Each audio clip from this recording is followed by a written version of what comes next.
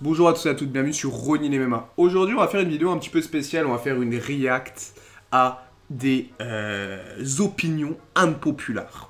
Qu'est-ce que ça veut dire? Pour ceux qui ne parlent pas la langue de Shakespeare, ça veut dire que je vais réagir moi-même, Monsieur Yann, à des opinions impopulaires sur le monde du MMA. Ouais, on reprend les concepts des quinries, les gars, on va pas vous mentir.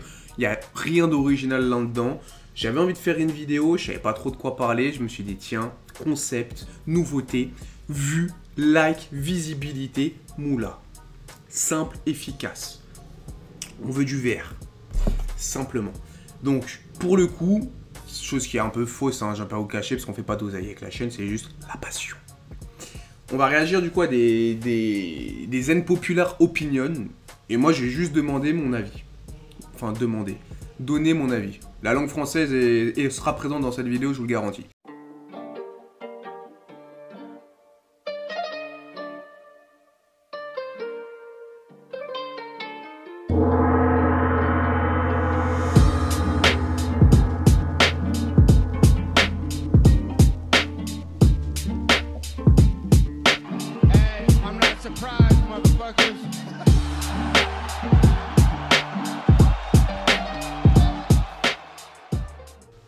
Alors, j'en ai une, c'est les combats pour le titre ne devraient pas se terminer tant qu'un homme n'a pas terminé l'autre.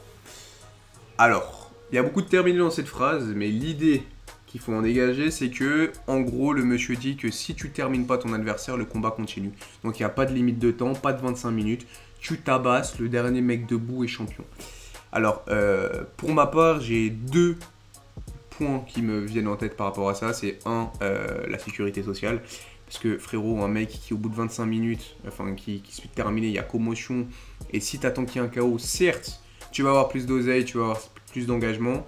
Mais d'un autre côté, tu as beaucoup plus de risques pour les blessures des combattants.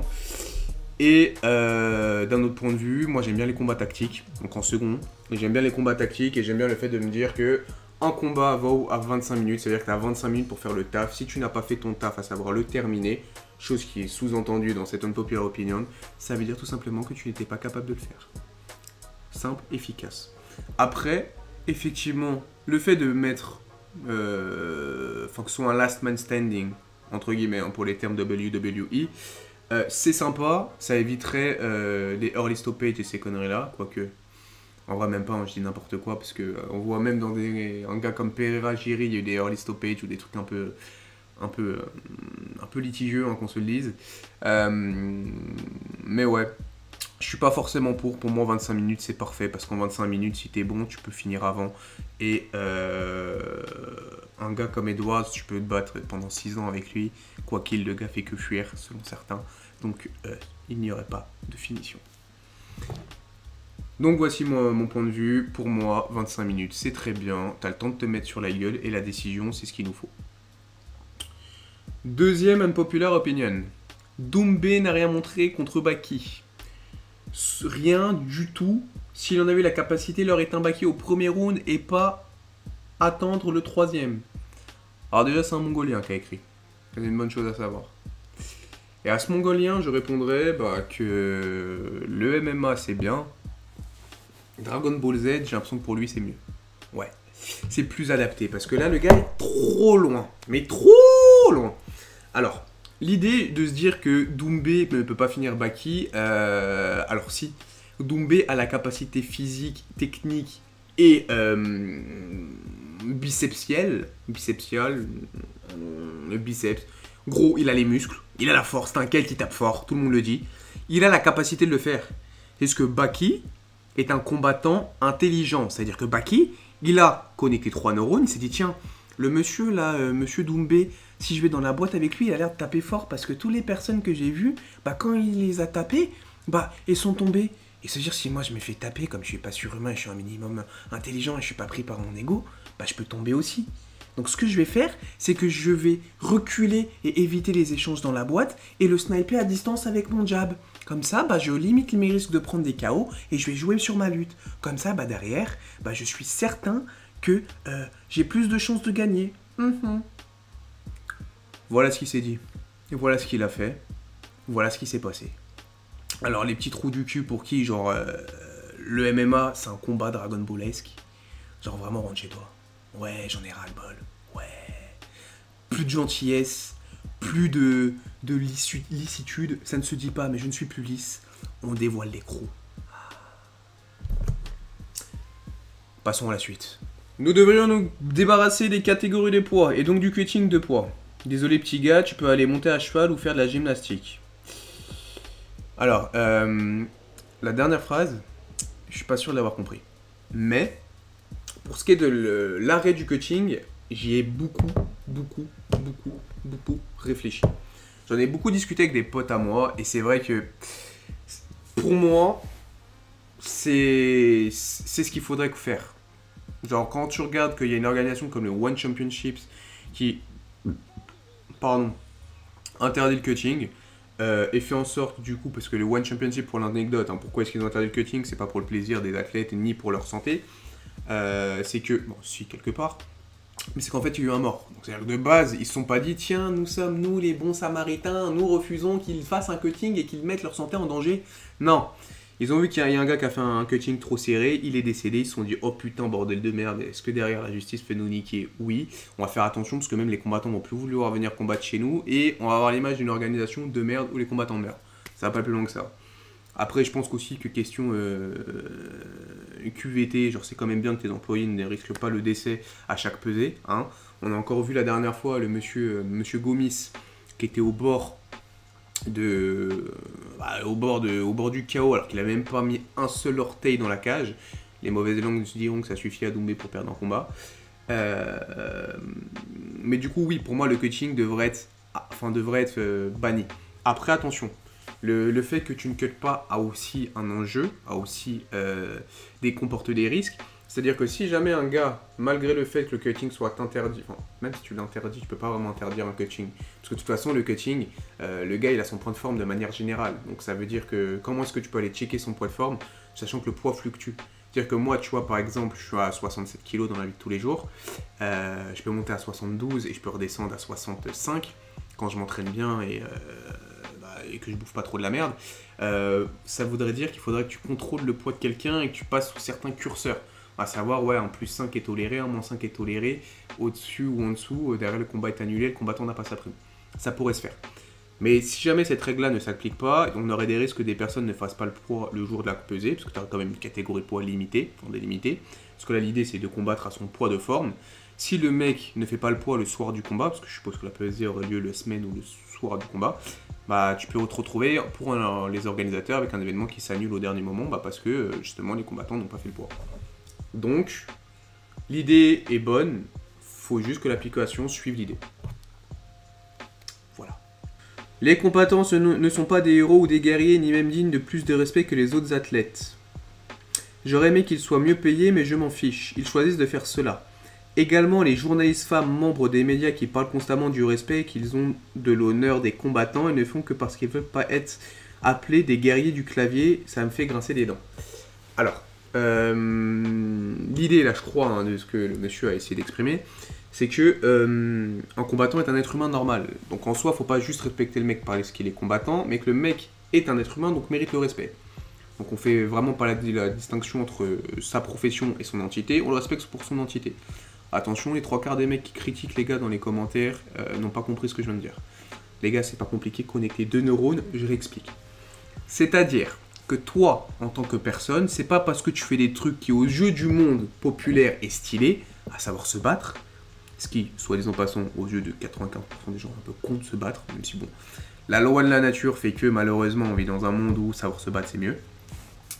Mais donc, tu ne vas pas aller respecter un mec juste parce qu'il se bat et que c'est stylé de se bagarrer. Tu respectes un homme parce que tu en es un, simplement. C'est une leçon de vie que je suis en train de t'inculquer, monsieur derrière la caméra. Et si jamais tu n'as pas besoin de cette leçon parce que tu es déjà un humain normal, je te remercie, je t'invite à t'abonner. Les autres, je préfère les voir à l'extérieur de cette chaîne. Il y a déjà suffisamment de déchets sur Terre. Et dans les océans.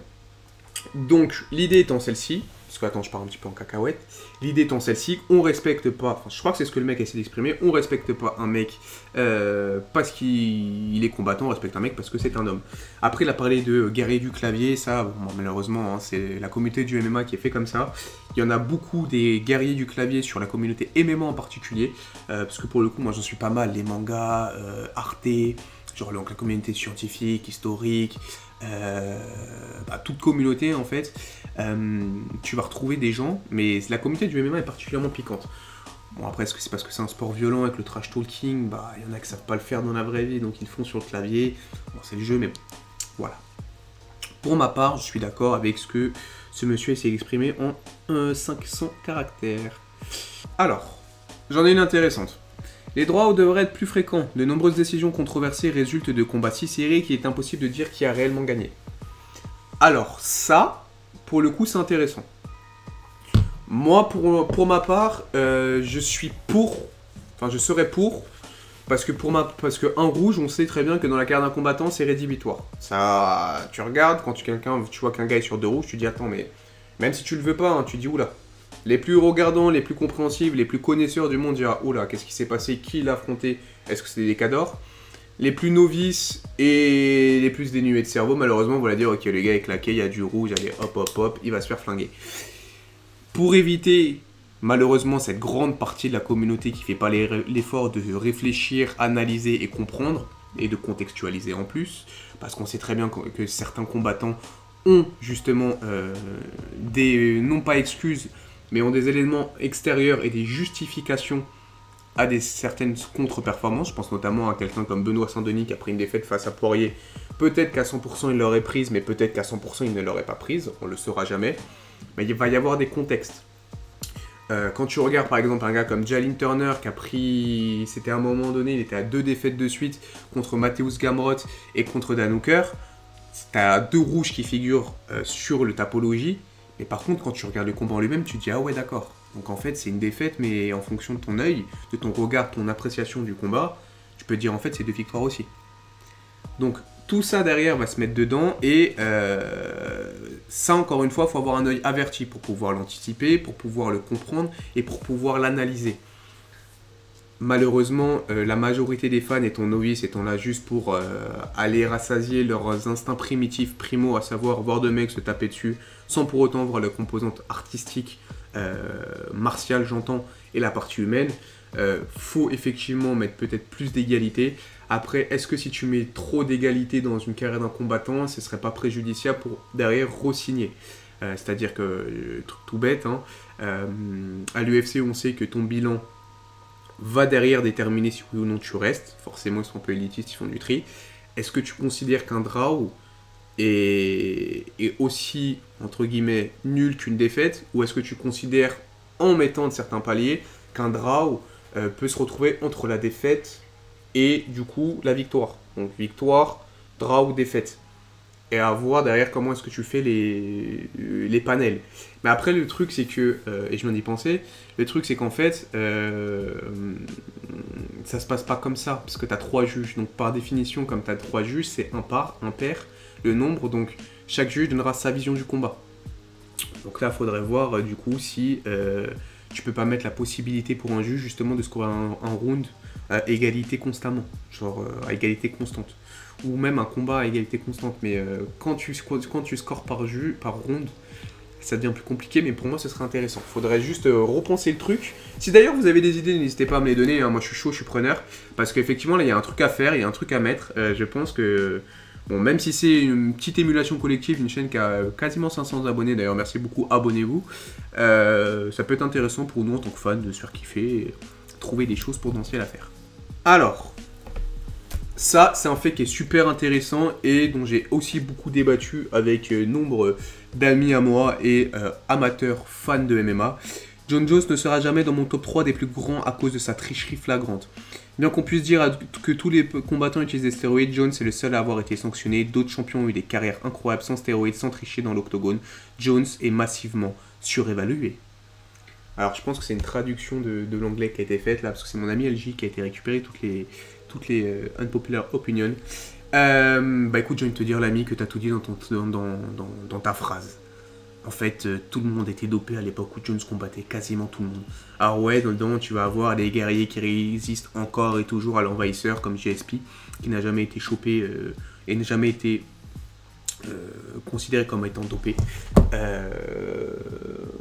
Moi, j'aime beaucoup la phrase de Nate Diaz, everybody ou everyone, je sais plus, is on steroid. Everybody's on steroids. The whole UFC, everybody. Parce que quand tu regardes les physiques des mecs, tu regardes ne serait-ce qu'un Victor Belfort qui s'est battu contre Jones, tu regardes l'avant après USADA, bizarrement le gars il est passé de Malabar à Jones, enfin la sorcière rouge là après avoir enlevé son collier. Ceux qui n'ont pas la rêve, c'est triste pour vous. Donc tu te dis, il y a des mecs qui boivent pas que de la cristalline, ils boivent pas que de l'eau. Hein. Il y a beaucoup de javel et de produits un peu stupéfiants assez bizarres dedans. D'ailleurs, ça pourrait être intéressant un jour de faire venir un mec qui s'y connaît dans toutes ces substances-là. Je pense surtout à un bodybuilder où les substances considérées comme dopantes sont peut-être plus souvent autorisées. Ça peut être intéressant d'avoir lui sa vision des choses dans le MMA et qui nous explique un peu tout ça. Je connais peut-être 2-3 personnes qui peuvent venir faire des interventions dessus, des gens qui sont sur cette STAPS. Donc écoutez, n'hésitez pas si ça vous intéresse. Pour venir à Jones, pour le coup, pour moi, c'est le GOAT. Il n'y a vraiment, à mon sens, aucun débat, tant sa carrière est parfaite. On parle juste de sportif, on ne parle pas de ses altercations avec les femmes enceintes, sa prise de cocaïne, et ça, c'est vous, vos opinions, vos jugements. L'être humain, c'est une chose, le sportif, c'est une autre. Moi, c'est le genre de personne qui va dissocier l'artiste de son œuvre, simplement. Quand tu regardes Jones, ce qui s'est passé, il y en a beaucoup qui disent oui, il y a eu des défaites controversées, enfin des victoires controversées, Reyes notamment. Les gars, tous les grands champions ont eu des victoires controversées. Georges Saint-Pierre face à Hendrix, si c'est pas l'exemple même de la controverse, je ne sais pas ce que c'est. Tu regardes là même Sean O'Malley, champion, encore une fois on va dire que je tombe dessus, que je suis casse-couille. Sean O'Malley normalement ne passe pas Peter Yan. Tu vas regarder pareil, tu vas aller chercher... je sais pas, on va prendre qui dans les GOAT. Tu vas regarder la carte de Demetrius Johnson, tu dois trouver des combats qui sont disputés aussi. Alors j'en ai pas en tête. Tu regardes des combats de José Aldo, il y en a forcément des combats où tu te dis, ouais, face à Mendes 2, tu te dis, est-ce qu'il a vraiment gagné? Tu vas aller prendre Anderson Silva. Non, c'est Anderson Silva. Bref, à part Anderson Silva, t'as pas de combattants qui ont vraiment fait l'unanimité sur toute la carrière. Et encore Anderson Silva, tu regardes ce combat face à Demian Maia. Voilà quoi. Il gagne, mais quelle victoire. Donc bon, l'argument, après j'entends l'argument stéroïde peut faire chier, j'en conviens. Tu regardes à aujourd'hui les physiques d'un mec comme Yoel Romero qui s'est tapé contre un Adesanya. Écoute, bonne chance si tu arrives naturellement à trouver des mecs qui ont ce physique-là. Et Yoel Romero est selon l'USADA pas dopé. Tu regardes Costa, c'est pareil. Donc bon. Après moi je veux bien y croire, hein, mais si je veux bien faire semblant d'y croire, parce que je ferai jamais semblant, je dirai jamais que j'y crois, mais je veux bien faire semblant d'y croire, mais à un moment donné, faut pas être igné non plus. La vérité, c'est que tout le monde est plus ou moins dopé, et que si tu veux avoir une chance, malheureusement, je n'encourage pas au dopage, mais tu dois jouer le jeu. Et tout le monde ne joue malheureusement pas le jeu, et les champions comme Frankie Edgar. Parce que on peut parler du cutting, hein. Pour moi le cutting c'est un peu de la, considéré pour moi c'est de la triche. Pas au même niveau que le dopage qui lui pour le coup est un booster de performance. Mais quand tu regardes que t'as un gars comme Sean Brady qui fait 95 kg dans la vie de tous les jours, un Ousmane pareil qui combat dans la catégorie des 77, tu te dis bon frérot, t'as un peu abusé sur le cheat code quoi. Ta catégorie réelle c'est le 84 pour Ousmane. Et quand tu vois que lui-même a dit qu'il voulait SPTA contre Ian Blachowicz, c'est qu'il sait que physiquement il a moyen de moyenner quoi. Donc bon. Moi l'argument du dopage je trouve ça terrible mais je ne le prends pas vraiment en compte, même si c'est vrai que bon à notre échelle nationale on a un Français qu'on a fait les frais. Bon écoutez les gars, la vidéo est terminée, j'ai fait tous les unpopular opinions qui m'ont été données, n'hésitez pas à me dire ce que vous en avez pensé, si vous avez aimé, si vous n'avez pas aimé, n'hésitez pas à débattre sur les questions que j'ai débattues. Il y en a 2-3 que j'ai vues, que je me suis dit bon les gars c'est à rien d'y répondre parce que franchement il y a des cassos. Oh là là, c'est dramatique, mais bon, on va pas aller chercher le niveau bas des réponses, on va plutôt aller tenter de l'élever, parce que sinon, on fera jamais avancer le MMA, et c'est pas comme ça que j'ai envie de parler des MMA, je veux parler des MMA avec des gens qui s'y connaissent, j'ai envie de parler des MMA avec des gens qui ont envie de le construire, donc je vais pas aller moi-même faire des choses que je critique, à savoir démonter des gens pour rien. Bon, Ceci étant dit, je vous souhaite plein de bonnes choses. N'hésitez pas à liker, commenter, partager. Faut encore une fois essayer de faire monter la chaîne. On s'est donné l'objectif avec LG de faire 500 abonnés là pour juin. A priori, on n'en serait pas très loin. Donc là, on a 455 aux dernières nouvelles. Si vous pouvez nous aider à monter un petit peu et à aller topper notre objectif, ce serait super cool. Puis moi, je vous fais plein de gros bisous. Je vous dis à très bientôt et puis au revoir. Ciao.